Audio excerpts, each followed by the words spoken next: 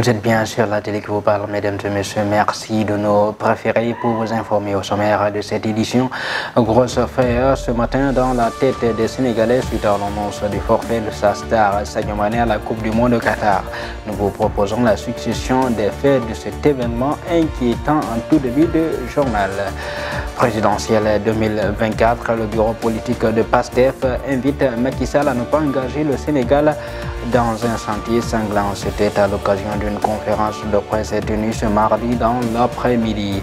Et puis l'autre ténor de l'opposition et député maire de Dakar, Barthélémy Dias, a saisi cette occasion pour évoquer l'arrestation du journaliste Pape Alé Niang et souligner le manque de franchise au peuple sénégalais. Les pages internationales et sportives mettront fin à tout ceci. Bonsoir, bienvenue à tous.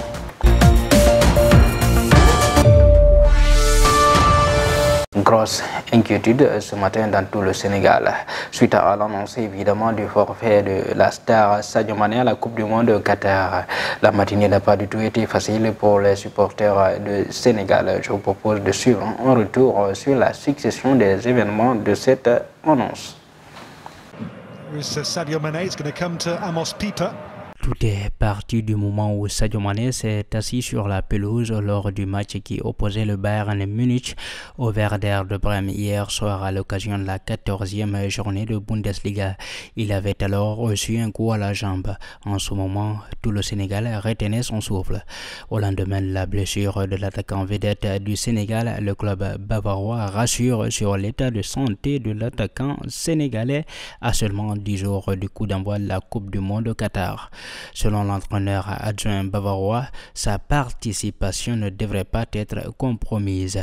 Le Sénégal pousse enfin un offre de soulagement, mais ça ne sera pas pour longtemps, puisque le quotidien sportif français, l'équipe, annoncera un peu plus tard le forfait du deuxième meilleur joueur au monde pour une Coupe du Monde en plus. Sans doute la pire nouvelle pour démarrer la journée au Sénégal. Mais entre-temps, des examens sont toujours en cours pour donner un pronostic définitif quant à sa participation ou non au mondial. Un bon sapeur-pompier, la Fédération sénégalaise de football, à travers son président, bien évidemment, maître Augustin Senghor, déclare que rien n'est officiel à ce moment. Le communiqué officiel du Bayern Munich tarde à venir.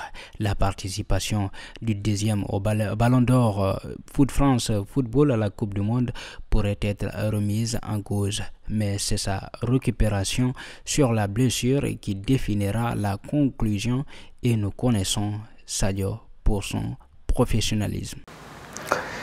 En attendant, le club bavarois annonce des tests supplémentaires pour la star sénégalaise pour mieux statuer sur sa participation ou non au mondial.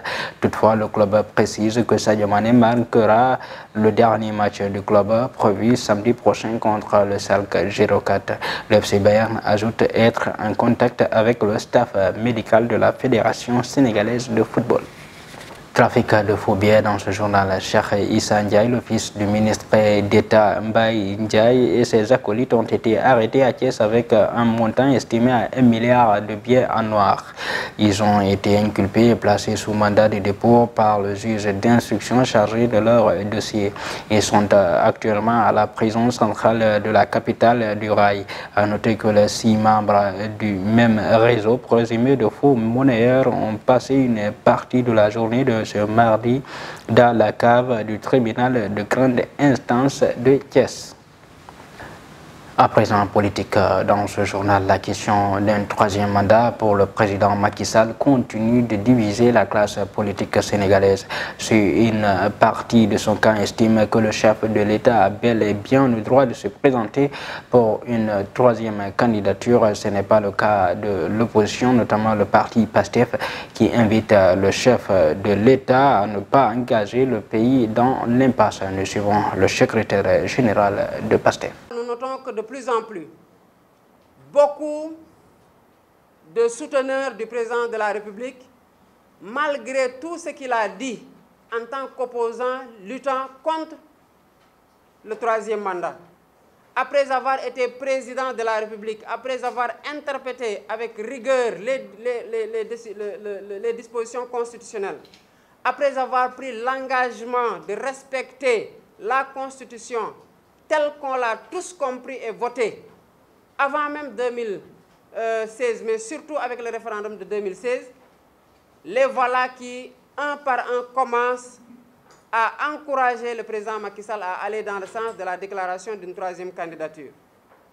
Je lui rappelle ce qu'il rappelait au président Abdoulaye Wade, que ceux qui le poussent à aller vers un troisième mandat, une troisième candidature illégale et immorale, et qui bandent les muscles parce qu'ils ne comptent que sur la répression aveugle et violente contre le peuple sénégalais, l'essentiel de ceux qui poussaient le président Abdoulaye Wade à faire pareil sont aujourd'hui de son côté.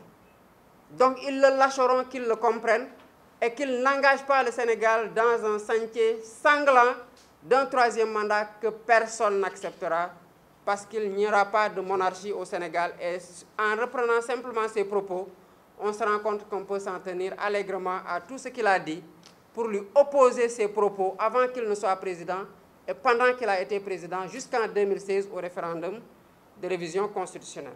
Les arrestations se multiplient dans le camp de Pastef.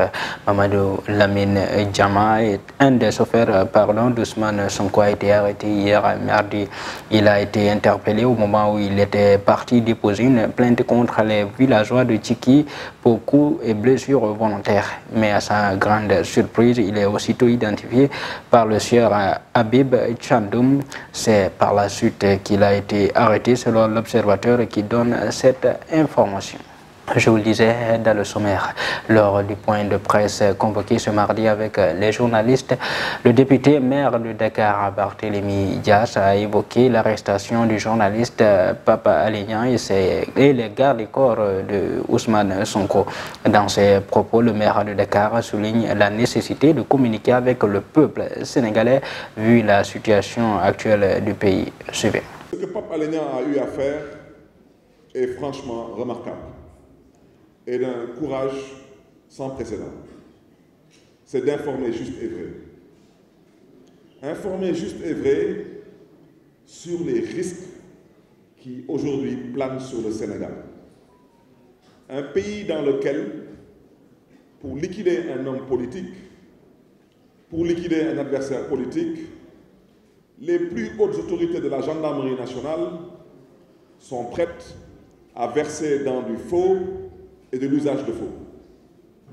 Les plus hautes autorités de la justice sénégalaise sont prêtes à verser dans le complot, dans du faux et dans l'escroquerie intellectuelle.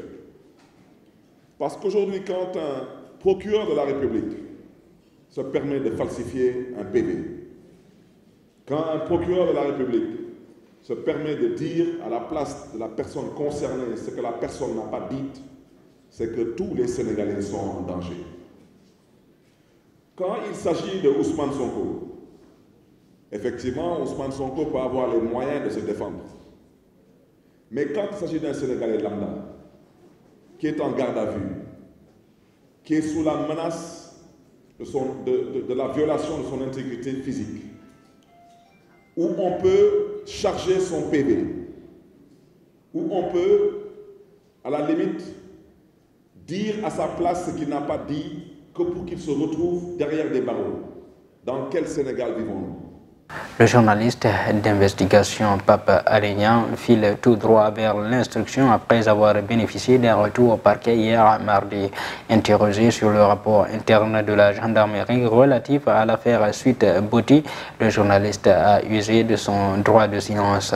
Selon les informations du journal Source A, son téléphone a été confisqué et mis sous scellé par les enquêteurs. Ainsi, ces derniers traquaient les informateurs du journaliste parce que ce dernier pourrait refuser de dévoiler ses sources.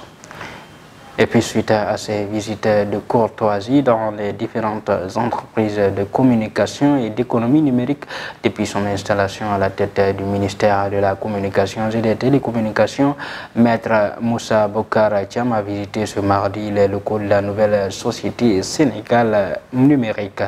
Le ministre est convaincu que l'avenir, c'est avec le numérique, dit vouloir s'impliquer davantage. Je vous propose de suivre le ministre Moussa Bocar Thiam.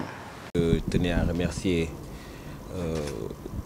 le directeur général de Sénégal numérique, M. Cheikh Bakhoum, et l'ensemble de ses équipes et chefs de service qui nous ont accueillis en tant que ministre de tutelle. Effectivement, à la suite de notre visite de courtoisie que nous avons entamée dans tout le secteur, dans tout l'écosystème.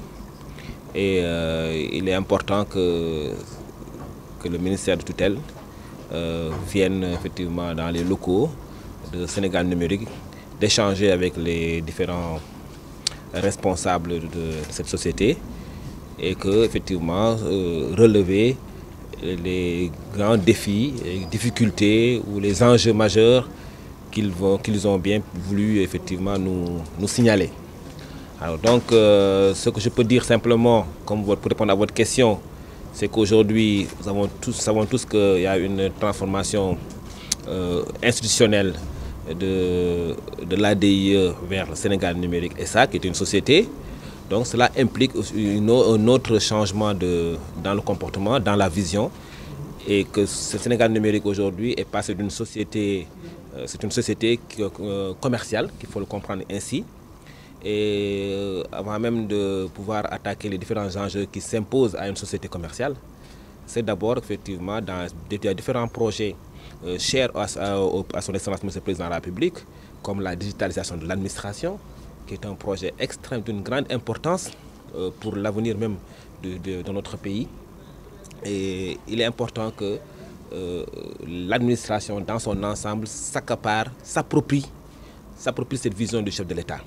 Place à l'actualité internationale. Le général malien Gamou appelle les jeunes Touaregs à rallier Gao pour combattre l'IGS. Burkina Faso, démission du ministre Roch Donatien Nagalo, accusé de malversation financière.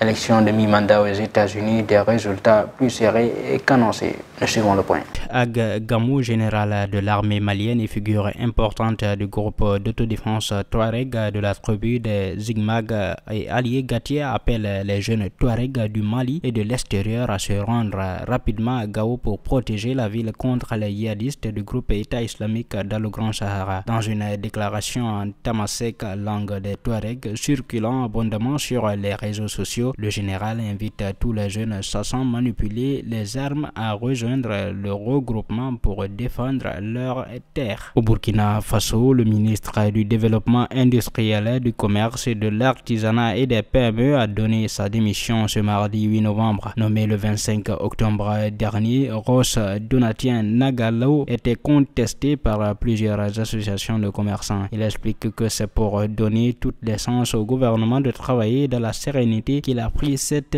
décision, car sinon il ne se sent coupable d'aucune malversation. La vague rouge n'a pour le moment pas eu lieu pour ces élections de mi-mandats américaines. Tous les bureaux de vote sont désormais fermés aux États-Unis et l'heure est au décompte des résultats qui s'annoncent plus équilibrés que ceux qui pouvaient être annoncés entre démocrates et républicains. On s'attend toujours à ce que les démocrates perdent la chambre basse, mais au vu des premiers résultats, ce ne serait pas une vague rouge. Les républicains la perdraient, mais avec une marge plus courte. En tout cas, noté parmi les nouveaux arrivants, le démocrate Maxwell Frost, 25 ans en Floride, premier membre de ce qu'on appelle la génération Z au Congrès. Maintenant, la page sportive.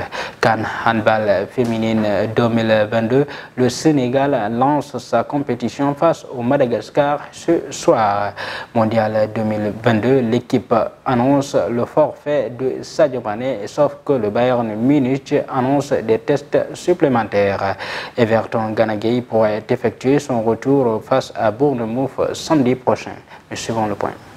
Ce mercredi, au stade Omnisport de Diamniadio, situé à 37 km de la capitale sénégalaise, les joueuses de l'équipe nationale féminine de handball entrent dans leur compétition. Le championnat d'Afrique des Nations avec une rencontre contre le Madagascar. L'entrée en matière des Lions contre les Malgaches est prévue ce soir à 18h GMT, ce qui donnera le coup d'envoi du tournoi qui s'achèvera le 19 novembre prochain. Et puis coup de tonnerre pour le Sénégal et l'équipe nationale nationale. Le quotidien sportif français, l'équipe vient d'annoncer sur son site que Sadio Mané est forfait pour le mondial 2022. L'attaquant sénégalais du Bayern Munich est sorti sur blessure lors de la victoire 6-1 contre le Werder de Brême ce mardi 8 novembre lors de la 14e journée de Bundesliga. Le quotidien sportif français indique que l'ancien joueur de Liverpool souffre d'un tendon. Il devrait, d'après la même source, manquer plusieurs semaines de compétition. Jusque-là, les nouvelles étaient rassurantes au sujet de l'état de santé de Sadio Mané. Le coup est finalement tombé ce mercredi 9h. Maintenant, reste à voir combien de temps cette blessure durera. Par contre, une bonne nouvelle pour la tanière à 3 jours de la publication de la liste d'Aliou Cissé. Touché au quadriceps le week-end dernier lors de la défaite des siens face à Leicester, Idrissa Gana Gueye ne souffre pas d'une blessure grave selon du Bobel, journaliste spécialiste du club d'Everdon. Une information qui rassure la tanière alors que la frayeur s'était installée sur les nombreux supporters qui veulent compter toutes les meilleures armes au mondial. Mesdames et messieurs, voilà qui met fin à cette édition d'information. Merci de l'avoir suivi. Restez en notre compagnie, vous avez les meilleurs programmes télé.